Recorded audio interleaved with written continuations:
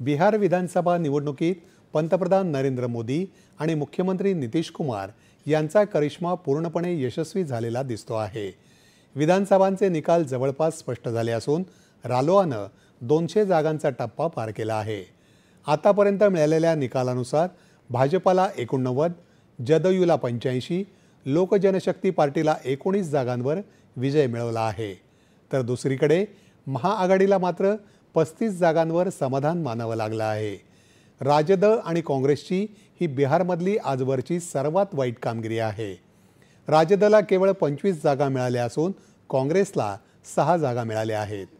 प्रशांत किशोर यांच्या जनसुराज्य पक्षाला खातंही उघडता आलेलं नाही। आतापर्यंत 243 पैकी 223 निकाल हाती आले आहेत। मतदानोत्तर चाचण्यांचाही पलीकडे जात बिहारमध्ये रालोआची सुनामी आलेली दिसते आहे। रालोआच्या 5ही घटक पक्षांची प्रचंड यश मिळवत हा ऐतिहासिक विजय नोंदवला आहे। या निकालांमध्ये महाराष्ट्रातल्या निकालांप्रमाणेच ट्रेंड दिसतो आहे।